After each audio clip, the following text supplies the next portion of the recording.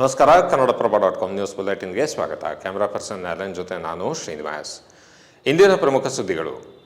ಈ ಹಿಂದೆ ನಡೆಸಲಾಗಿದ್ದ ಸಾಮಾಜಿಕ ಮತ್ತು ಶೈಕ್ಷಣಿಕ ಸಮೀಕ್ಷಾ ವರದಿಗೆ ತೀವ್ರ ವಿರೋಧ ವ್ಯಕ್ತವಾಗುತ್ತಿರುವ ಹಿನ್ನೆಲೆಯಲ್ಲಿ ರಾಜ್ಯ ಸರ್ಕಾರ ಮತ್ತೊಮ್ಮೆ ಜಾತಿ ಗಣತಿ ಸಮೀಕ್ಷೆ ನಡೆಸಲು ನಿರ್ಧರಿಸಿದೆ. ಪ್ರಸ್ತುತ ಜಾತಿ ಗಣತಿ ವರದಿ 10 ವರ್ಷ ಹಳೆಯದಾಗಿರುವ ಕಾರಣ ನಿರ್ದಿಷ್ಟ ಕಾಲಮಿತಿಯಲ್ಲಿ ಮರು ಸಮೀಕ್ಷೆ ನಡೆಸಲು ಸರ್ಕಾರ ನಿರ್ಧರಿಸಿದೆ ಎಂದು ಸಿದ್ದರಾಮಯ್ಯ ಹೇಳಿದ್ದಾರೆ. 90 ದಿನಗಳ ಒಳಗಾಗಿ ಜಾತಿ ಗಣತಿ ಸಮೀಕ್ಷೆ ಮುಗಿಯಲಿದೆ ಎಂದು ಸಿಎಂ ದೆಹಲಿಯಲ್ಲಿ ಸ್ಪಷ್ಟಪಡಿಸಿದರು. ಹೈಕಮಾಂಡ್ ನಾಯಕರ ಬುಲಾವ್ ಮೇರೆಗೆ ದೆಹಲಿಗೆ ತೆರಳಿರುವ ಸಿಎಂ ಸಿದ್ದರಾಮಯ್ಯ ಮತ್ತು ಡಿಸಿಎಂ ಡಿಕೆ ಶಿವಕುಮಾರ್ ಕಾಂಗ್ರೆಸ್ ವರಿಷ್ಠರ ಜೊತೆ ಮಹತ್ವದ ಮಾತುಕತೆ ನಡೆಸಿದ್ದಾರೆ.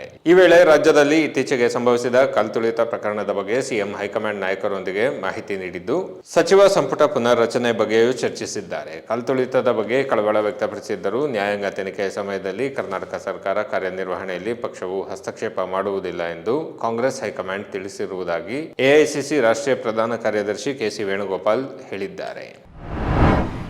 ಆರ್ಸಿಬಿ ತಂಡದ ವಿಜಯೋತ್ಸವದ ವೇಳೆ ಚಿನ್ನಸ್ವಾಮಿ ಕ್ರೀಡಾಂಗಣದ ಹೊರಗೆ ಸಂಭವಿಸಿದ ಕಲ್ತುಳಿತದಲ್ಲಿ ಮೃತಪಟ್ಟ ಹಾಸನ ಜಿಲ್ಲೆಯ ಬೇಲೂರು ತಾಲೂಕಿನ ನಿವಾಸಿ ಭೂಮಿಕ್ ಮನೆಗೆ ವಿಧಾನಸಭೆಯ ವಿಪಕ್ಷ ನಾಯಕ ಆರ್ ಅಶೋಕ್ ಮತ್ತು ಪರಿಷತ್ ವಿಪಕ್ಷ ನಾಯಕ ಛಲವಾದಿ ನಾರಾಯಣಸ್ವಾಮಿ ಭೇಟಿ ನೀಡಿ ಕುಟುಂಬದ ಸದಸ್ಯರಿಗೆ ಸಾಂತ್ವನ ಹೇಳಿದರು. ಇನ್ನು ಕಲ್ತುಳಿತ ಘಟನೆಯ ಬಗ್ಗೆ ಸ್ವಯಂ ಪ್ರೇರಿತವಾಗಿ ದಾಖಲಿಸಿಕೊಂಡಿದ್ದ ಸಾರ್ವಜನಿಕ ಹಿತಾಸಕ್ತಿ ಅರ್ಜಿ ವಿಚಾರಣೆಯನ್ನು ಜೂನ್ 12ಕ್ಕೆ ಕರ್ನಾಟಕ ಹೈಕೋರ್ಟ್ ಮುಂದೂಡಿದ್ದು, ಮುಚ್ಚಿದ ಲಕೋಟೆಯಲ್ಲಿ ಉತ್ತರ ಸಲ್ಲಿಸುವಂತೆ ಅಡ್ವೊಕೇಟ್ ಜನರಲ್ ಶಶಿಕಿರಣ್ ಶೆಟ್ಟಿ ಅವರಿಗೆ ನ್ಯಾಯಾಲಯ ಆದೇಶಿಸಿದೆ. ಮುಖ್ಯಮಂತ್ರಿ ಸಿದ್ದರಾಮಯ್ಯ ಅವರನ್ನು ಮೊದಲ ಆರೋಪಿಯನ್ನಾಗಿರಿಸಿರುವ ಮೂಡ ನಿವೇಶನ ಹಂಚಿಕೆ ಪ್ರಕರಣದ ಸಂಬಂಧ ಜಾರಿ ನಿರ್ದೇಶನಾಲಯ ಹಣ ಅಕ್ರಮ ವರ್ಗಾವಣೆ ತಡೆ ಕಾಯ್ದೆಯಲ್ಲಿ 100 ಕೋಟಿ ರೂಪಾಯಿ ಮೌಲ್ಯದ 92 ಸ್ಥಿರಾಸ್ತಿಗಳನ್ನು ತಾತ್ಕಾಲಿಕವಾಗಿ ಮುಟ್ಟುಗೋಲು ಹಾಕಿಕೊಂಡಿದೆ. ಪ್ರಕರಣಕ್ಕೆ ಸಂಬಂಧಿಸಿದಂತೆ ಈ ಹಿಂದೆಯೂ ರಿಯಲ್ ಎಸ್ಟೇಟ್ ಉದ್ಯಮಿಗಳು ಮತ್ತು ಅಧಿಕಾರಿಗಳಿಗೆ ಸೇರಿದ 300 ಕೋಟಿ ರೂಪಾಯಿ ಮೌಲ್ಯದ ಸ್ಥಿರಾಸ್ತಿಗಳನ್ನು ಮುಟ್ಟುಗೋಲು ಹಾಕಿಕೊಳ್ಳಲಾಗಿತ್ತು. ಈವರೆಗೂ ಸುಮಾರು 400 ಕೋಟಿ ರೂಪಾಯಿ ಮೌಲ್ಯದ ಆಸ್ತಿಯನ್ನು ಮುಟ್ಟುಗೋಲು ಹಾಕಿಕೊಳ್ಳಲಾಗಿದೆ.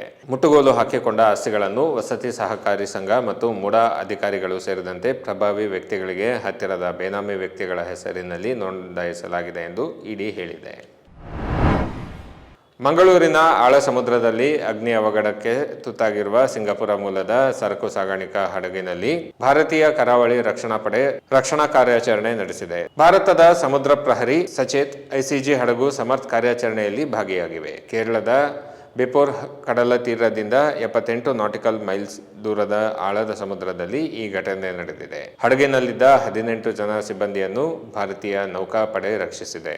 ಇಬ್ಬರ ಪರಿಸ್ಥಿತಿ ಗಂಭೀರವಾಗಿದೆ ಎಂದು ವೈದ್ಯರು ತಿಳಿಸಿದ್ದಾರೆ. ಇವು ಇಂದಿನ ಪ್ರಮುಖ ಸುದ್ದಿಗಳು. ವಿವರವಾದ ಸುದ್ದಿಗಳಿಗಾಗಿ ಕನ್ನಡಪ್ರಭ.com ನೋಡಿ. ನಮಸ್ಕಾರ.